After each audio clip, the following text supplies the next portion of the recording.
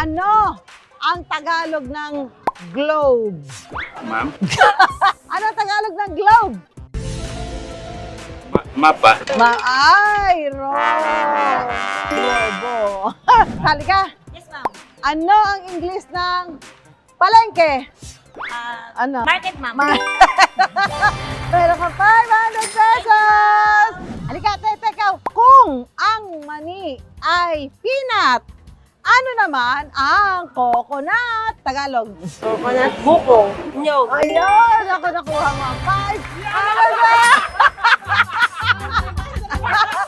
Okay, dito naman tayo. Ikaw, ate. Gusto mo?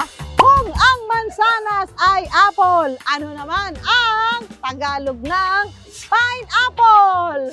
Pinya pa. Tay, kasali ka.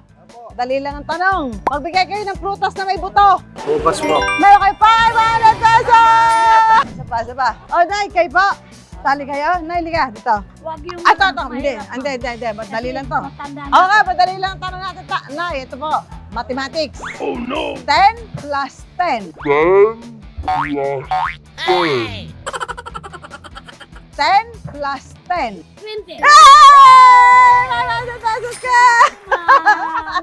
Madali lang. Nakita naman natin, hindi ho nagpahuli sa kaalaman ng ating mga rice dealer dito sa Arayat, Cubao, Quezon City dahil nasagot nila ang ating mga katanungan dahil wagi ang may alam. Kaya tutok na!